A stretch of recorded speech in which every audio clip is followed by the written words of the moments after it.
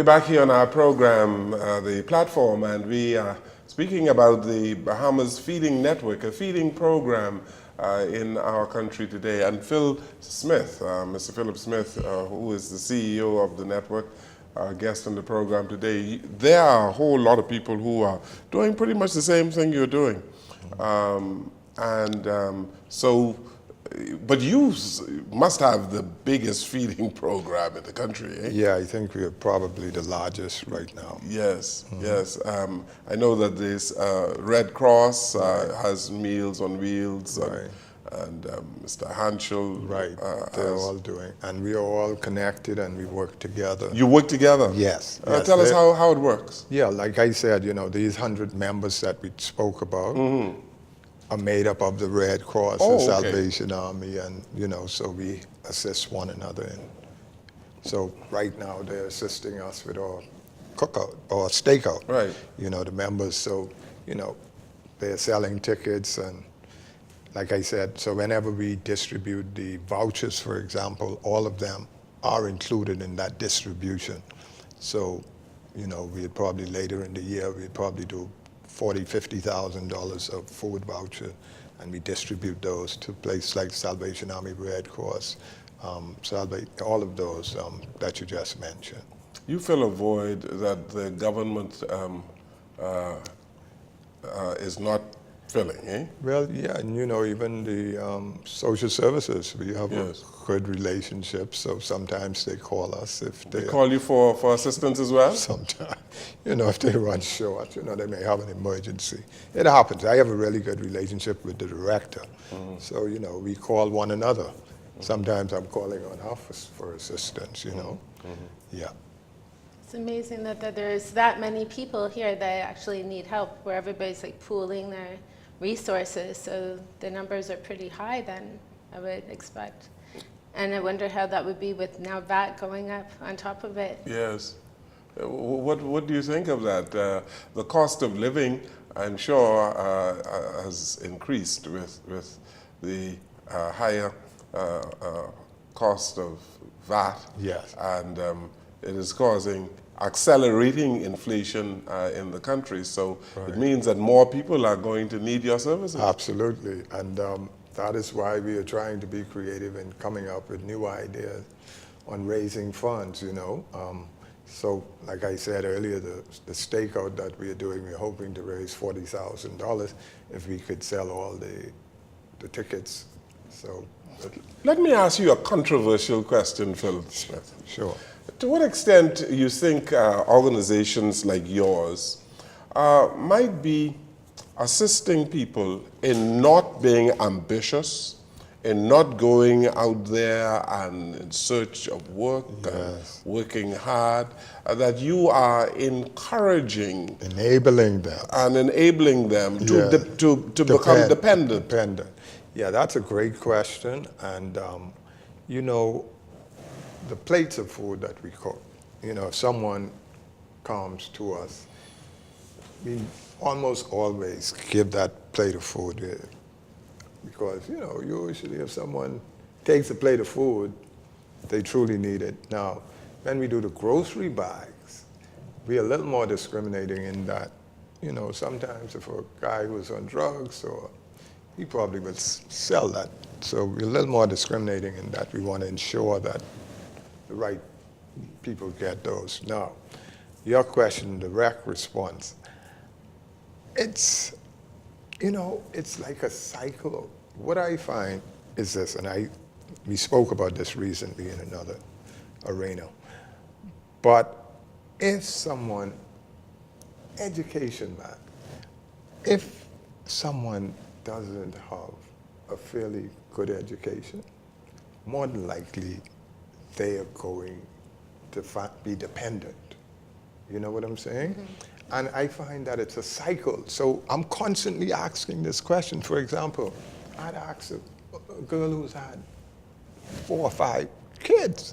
I said, how does it happen? I mean, you have one child and you know you can't take proper care of it. How do you do it again? And then again, and again.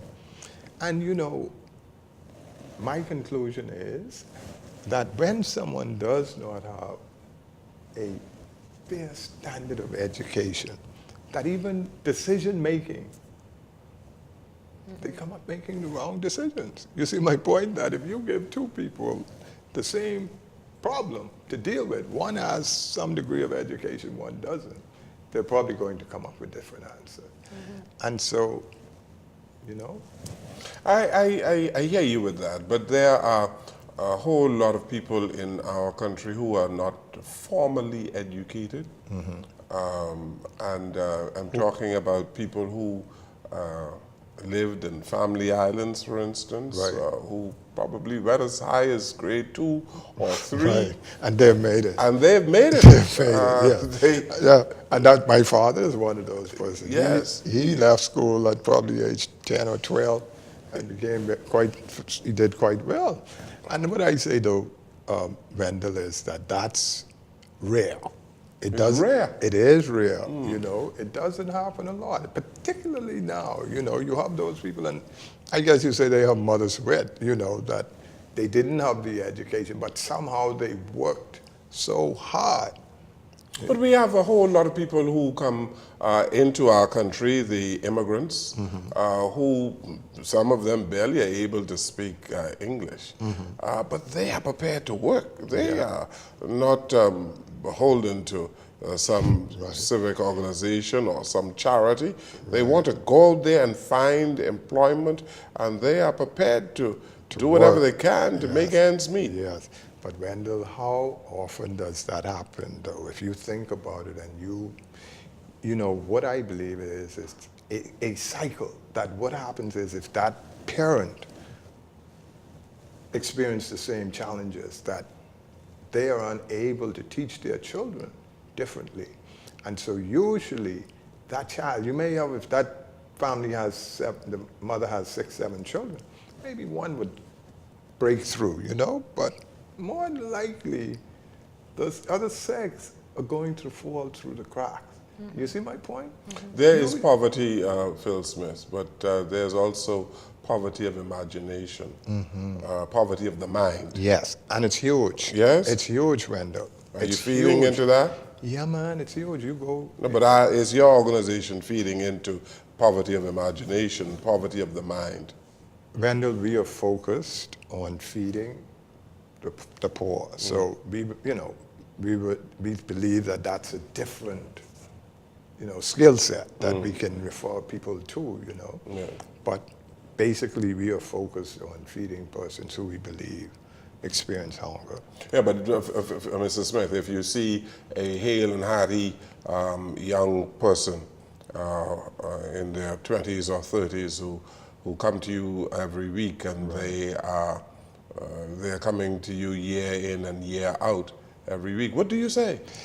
Yeah, we will counsel them, and we believe in. Wendell, by the way, I have some shirts just to give to both of you. Oh, thank that you. says, Okay. and it's interesting.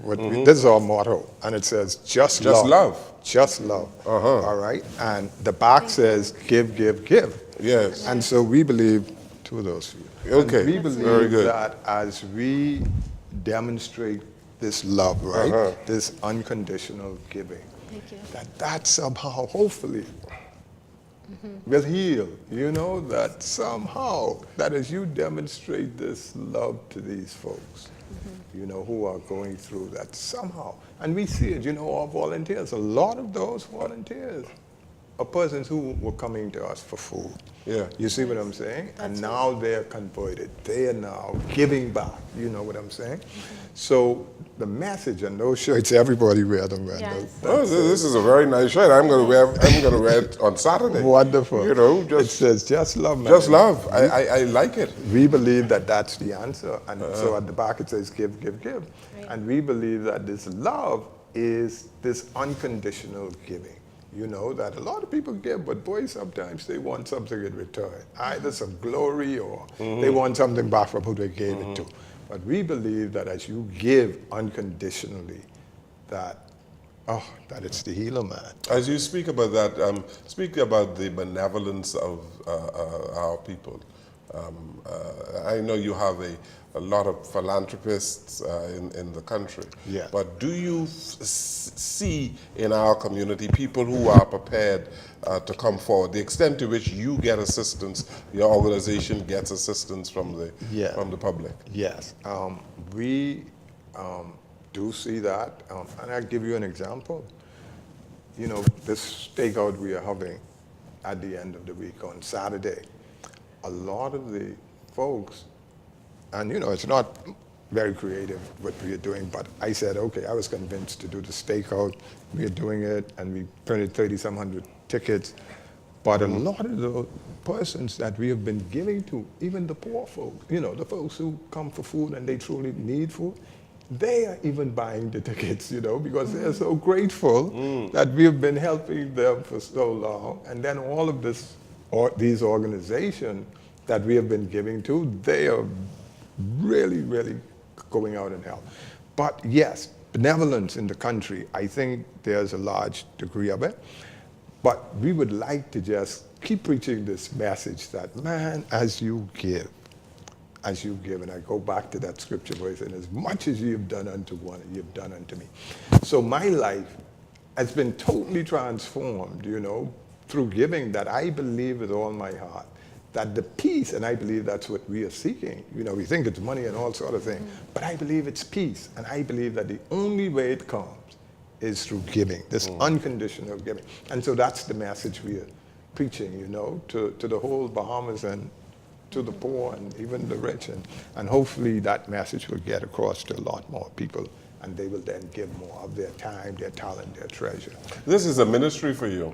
It is. Yes. Yes. And it is based on the Christian ethic. Yes. And Jesus' ministry, his teaching, the Galilean Manifesto, Yes. as many people call it. Yes, man. As often as you have done unto the least of these, you have done unto me. Changed my life, man. Yes. That same voice. It's literal, you see, Wendell. Yes. He didn't say it's like doing unto me. He said it is. Yes. It is. Yes. Yeah.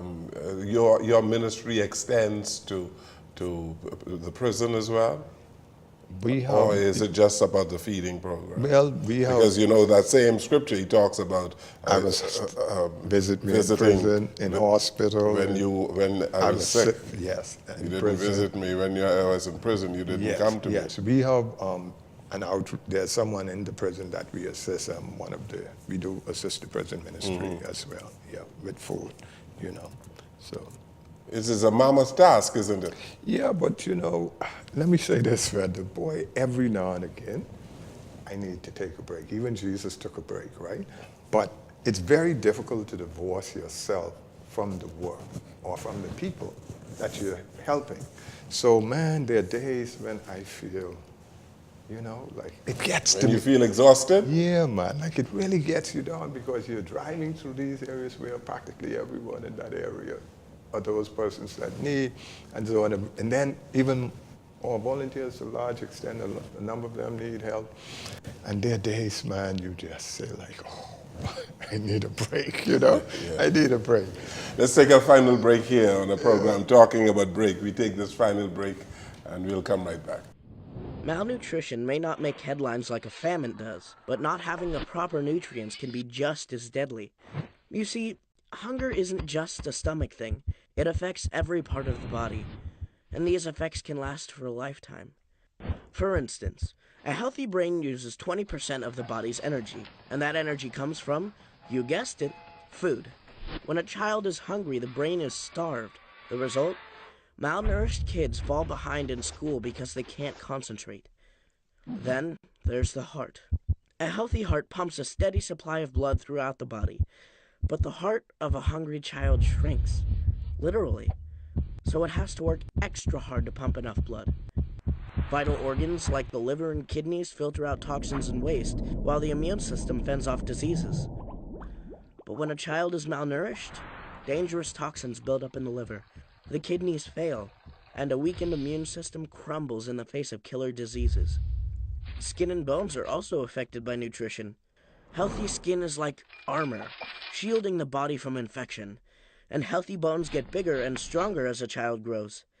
But when a child is malnourished, their skin cracks, allowing infections to get in. Their bones stop growing, which is why hungry kids often end up being small for their age. So how can we help? We need to catch hunger before it starts by making sure kids aren't just getting enough food, but the right food, so that they have the best possible chance at a healthy, successful life. Do World Vision's 30-hour famine and help build a better world for children.